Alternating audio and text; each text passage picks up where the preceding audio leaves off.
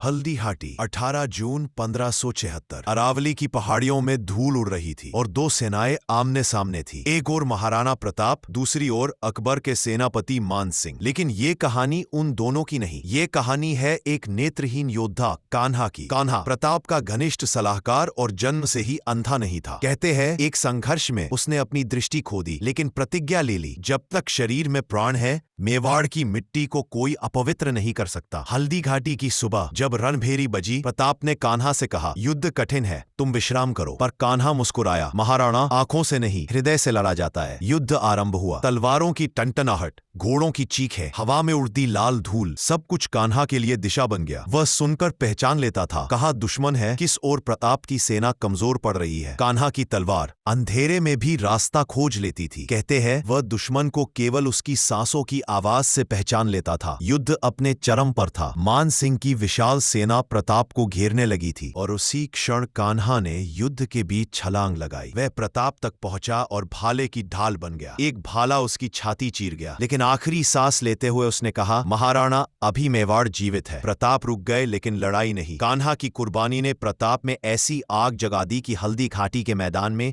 दुश्मन दहल उठा। कान्हा का शरीर गिर गया तो उसका नाम इतिहास में अमर हो गया। एक ऐसा योद्धा जिसने आंखें खो दी, लेकिन अपने रणधर्म को नहीं। आज भी मेवाड़ में कहा जाता है, दृष्टि नहीं, इरादे बड़े होने चाहिए। और कान्हा की कहानी हमें याद दिलाती है कि कभी कभी सबसे बड़ा योद्धा वह होता है जिसे दुनिया कमजोर समझ लेती है।